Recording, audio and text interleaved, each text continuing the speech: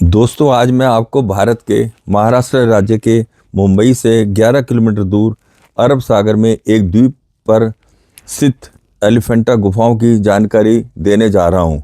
यह एक यूनेस्को विश्व धरोहर स्थल है।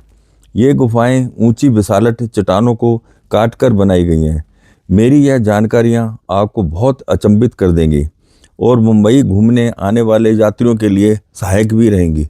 जैसे नाव से जाने में किराया कितना लगता है, नाव से जाने में समय कितना लगता है, एलिफेंटा गुफाएं किस किस दिन देखने के लिए खुली होती हैं, दिन में कितने बजे से कितने बजे तक खुली रहती हैं, गुफाएं कब और किसने बनाई और बनाने वाले का क्या उद्देश्य था, गेटवे ऑफ इंडिया से गुफा तक जाने, घूमने और वापस गेटवे तक पहुंचने में कितना वक्त लगता है, एलिफेंटा गुफाओं तक पहुंचने के लिए क्या क्या साधन हैं।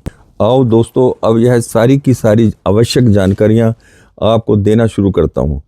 कृपया मेरा यह वीडियो अंत तक जरूर देखना और आपको पसंद आए तो लाइक, शेयर और सब्सक्राइब जरूर कर देना, जिससे मेरी लेटेस्ट वीडियो आप तक पहुंच सके। इन गुफाओं का पहले नाम घारापुरी मंदिर था। घारापुरी का मतलब गुफाओं का नगर। फिर 15वीं शताब्दी में पुर्तगाली इंडिया आए तो उन्होंने मंदिर के स्वागत द्वार पर एक विशाल एलिफेंट की मूर्ति देखी तो उन्होंने इसका नाम एलिफेंटा गुफाएं रख दिया।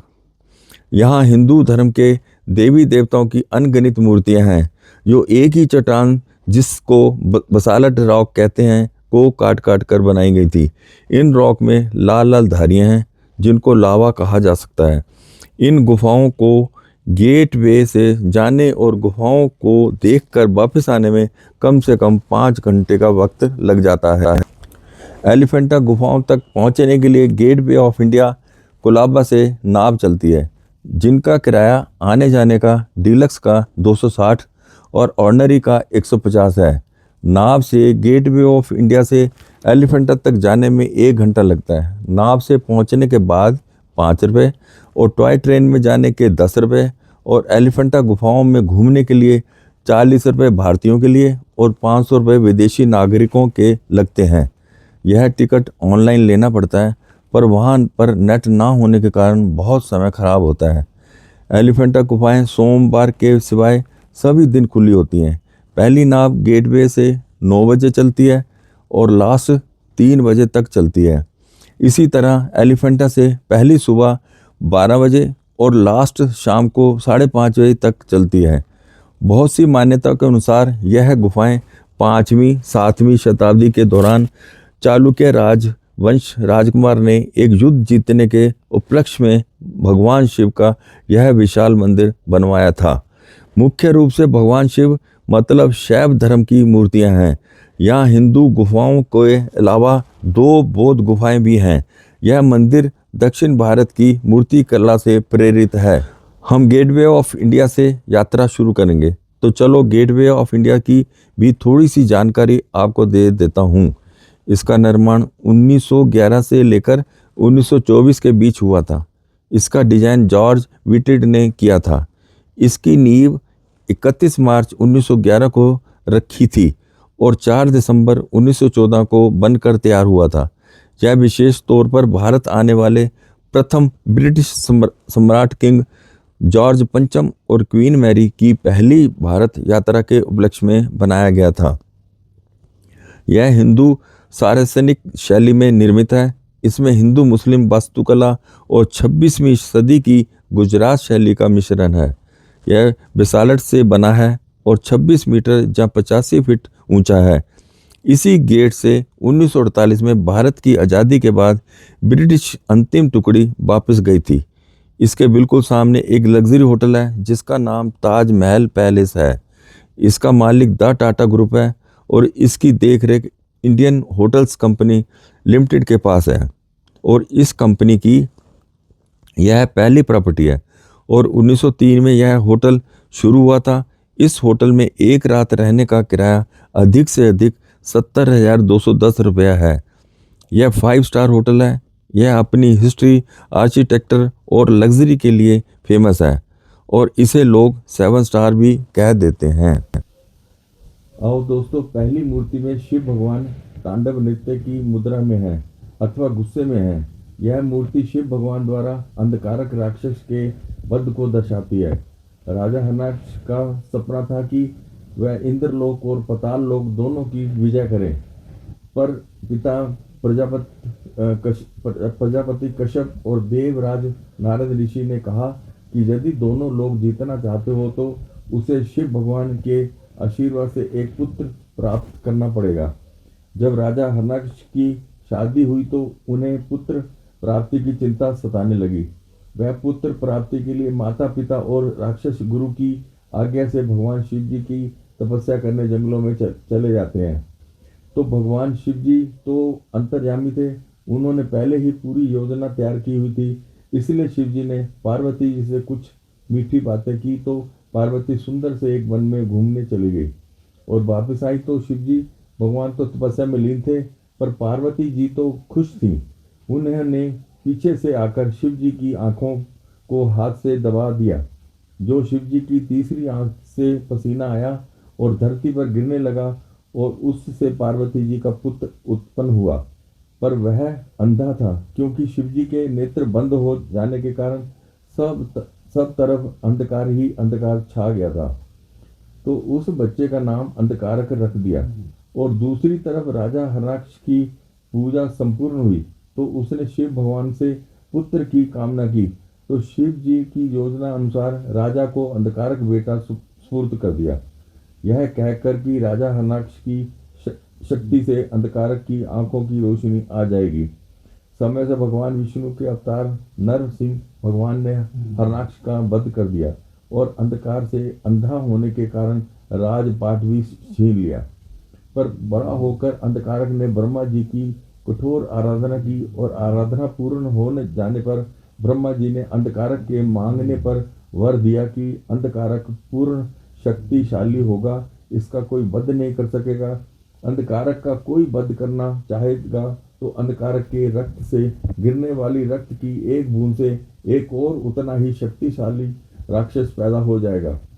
पर अंधकारक का तब वध हो जाएगा जब वह माता पार्वती की ओर बुरी नजर रखेगा। तो एक दिन जब अंधकारक ने दोनों लोग जीत लिए तो देवता भगवान शिव जी के पास सहायता के लिए गए, तो शिव जी ने उनको सभी मंदिरों में आराधना करने के लिए भेज दिया।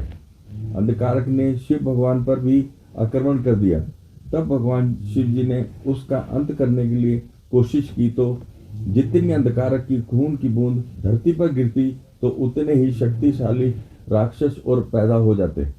यह देखकर शिव जी और मां पार्वती के पुत्र कार्तिक और गणेश जी ने माता पार्वती जी को शिव भगवान की सहायता के लिए प्रार्थना की, तो पार्वती जी ने मां काली जी का रूप धारण कर लिया।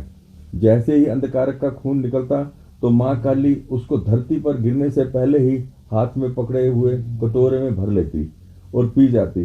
अंत में शिव जी भगवान और पार्वती ने मिलकर त्रिशूल से अंधकारक का सीना चीर दिया और त्रिशूल में लटका दिया और शिव जी अपनी तपस्या में लीन हो गए। फिर हजारों साल बाद जब अंधकारक का घमंड टूटा और शिव जी की आराधना करने लगा तो अंधकारक को शिव जी ने क्षमा कर दिया और उसे अपना जननायक बना दिया। बाद में भृगु ऋषि के रूप में जाना गया। तीसरी मूर्ति में शिल्पकार ने भगवान शिव की जटाओं में गंगा विराजमान है को दर्शाया है। इसका मुख्य कारण गंगा माता के तेज प्रचंड वेग को नियंत्रित करना था। जब राजा भागीरथ की तपस्या से प्रसन्न होकर माता गंगा पृथ्वी पर आने को तैयार हुई, पर उनके वेग से पृथ्वी के विनाश की आशंका थी, तो भगवान शिव जी ने गंगा को अपनी जटाओं में धारण कर उन्हें शांत किया और फिर उनकी धारा को धरती पर अवतरित किया। गंगा बहुत घमंड था कि वह धरती पर आएगी तो धरती का विनाश हो जाएगा, पर भगवान शिव ने माता गंगा को अपनी जटाओं में ही कैद कर लिया। फिर गंगा कई वर्षों तक शिवजी के जटाओं में ही भटकती रही और शांत हो जाने के बाद शिव ने बाहर निकलने का मार्ग दिया। जब माता गंगा जटाओं से बाहर आईं तो विनाशकारी नहीं बल्कि जीवनदायिनी बनकर आईं। शिव और भगवान का ये मिलन सृष्टि के कल्याण का प्रतीक है। भगवान को इसी वजह से गंगाधर भी कहा जाता है। सावन के महीने में कांवड़िए गंगा जल लाकर शिव पर अर्पण करते हैं, जो इस मिलन का आस्था का प्रतीक है। एलिफेंटा में 1 नंबर की गुफा में एक विशाल शिवलिंग है। वह गर्भगृह में स्थापित है। एलिफेंटा में पूजा करना मना है क्योंकि सारी मूर्तियां टूटने से खंडित हो गई हैं और खंडित मूर्तियों की पूजा नहीं की जाती। फिर भी हर साल शिवरात्रि के दिन पूजा की जाती है। दूसरी मूर्ति में मूर्तिकार ने शिव भगवान और माता पार्वती जी के शुभ विवाह को दर्शाया है। शिव भगवान और माता पार्वती का विवाह माता पार्वती जी की कठोर तपस्या के कारण हुआ था। जब उन्होंने शिव को पति रूप में पाने के लिए कठोर तपस्या की थी, उनकी अटूट भक्ति से प्रसन्न होकर शिव के काम रूप में दर्शन दिए और अंत में सभी देवताओं और ऋषियों की उपस्थिति में उनका विवाह त्रिगुणी नारायण मंदिर में संपन्न हुआ, जो शिव मतलब चेतना और शक्ति मतलब ऊर्जा के मिलन का प्रतीक है, जिसमें माता पार्वती अभी दाईं ओर खड़ी हैं। वहीं विवाह हो जाने के बाद बाईं ओर आ जाएंगी। अर्धांगिनी बाईं और दिल के पास होती है, मतलब उनका शरीर दिल के पास होता है। इस मूर्ति में भगवान ब्रह्मा जी हैं जो पंडित हैं और माता पार्वती और शिव भगवान का विवाह करवा रहे हैं। मूर्ति में पार्वती के सारे परिवार की मूर्तियां बनाई गई हैं जो विवाह में शामिल हुए थे। मेनाक पर्वत को पार्वती जी का भौतिक भाई माना जाता है, जो हिमाचल के पुत्र थे। विष्णु भगवान कन्यादान कर रहे हैं क्योंकि भगवान विष्णु को माता पार्वती का आध्यात्मिक भाई माना जाता है, क्योंकि दोनों का जन्म एक ही दिव्य स्रोत से हुआ था। मूर्ति में शिव भगवान ने माता पार्वती जी का हाथ पकड़ा हुआ है। अब यह चौथी मूर्ति है। यह सभी मूर्तियों में विशेष है और यह मूर्ति सभी को बहुत पसंद आती है। मूर्तिकार ने शिव जी की मूर्ति 20 फुट ऊंची बनाई है। यह मूर्ति त्रिमूर्ति सदाशिव या महेश मूर्ति के नाम से जानी जाती है। ये भगवान शिव के 3 रूपों को दर्शाती है, मतलब ब्रह्मा, विष्णु और महेश। मूर्ति का केंद्रीय मुख शिव को संरक्षक, शांत और ध्यान रूप में दर्शाता है। दायां मुख अघोर, भैरव, विनाशक, क्रोधित और भयावह का प्रतीक है। बायां मुख वामदेव, उमा, यह सृष्टिकर्ता या स्थिर तब कोमल पक्ष का प्रतीक है। लोग यह भी कहते हैं यह भगवान बुद्ध जी की मूर्ति है। यह भी कह सकते हैं कि जिसके मन में जैसी भावना होती है उनको वैसा ही प्रतीत होता है। जिसके मन में शिव हैं उसे शिव दिखाई देंगे और जिनके मन में भगवान बुद्ध हैं उन्हें बुद्ध ही दिखाई देंगे। परंतु एक मूर्ति के हाथ में कमल है, दूसरी मूर्ति के हाथ में शंख और तीसरी के हाथ में कोबरा। तो इससे साफ हो जाता है कि यह ब्रह्मा, विष्णु और महेश की मूर्ति है। ब्रह्मा जी उत्पत्ति करने वाले, विष्णु सृष्टि चलाने वाले और शिव जी विसर्जन करने वाले। शिव भगवान की तपस्या तो सभी देवी देवताओं ने तो की है, परंतु राक्षसों ने भी की है। यह अर्धनारीश्वर की मूर्ति है। भगवान शिव और माता पार्वती का संयुक्त स्वरूप है, जिसका उल्लेख शिव महापुराण में मिलता है। सृष्टि की शुरुआत में जब भगवान ब्रह्मा जी प्राणियों की रचना कर रहे थे तो उनकी गति बहुत धीमी थी। इससे वह हताश हो गए। तभी उन्हें आकाश से एक दिव्य वाणी सुनाई दी, जिसने उन्हें बताया कि जोड़ों के माध्यम से सृष्टि का विस्तार करना होगा। ब्रह्मा जी समझ गए कि भगवान शिव जी की कृपा बिना सृष्टि का विकास संभव नहीं।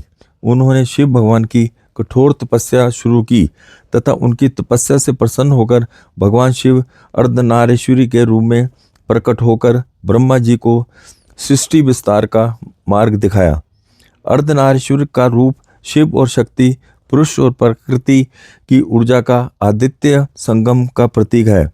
यह दर्शाता है कि स्त्री और पुरुष एक दूसरे के पूरक हैं और ब्रह्मांड में इनकी एकता से ही संतुलन और सर्जन संभव है। देखो, यह मूर्ति गणेश जी की है और इस स्थान में शिवलिंग बिल्कुल सामने दिखाई देता है। गणेश जी भगवान शिव और पार्वती के पुत्र हैं। एक बार शिव जी घर पर नहीं थे तो माता पार्वती जब स्नान करने लगी तो उन्होंने अपनी शक्ति से एक बच्चे को बनाया और चौकीदार के लिए दरवाजा पर बैठा दिया।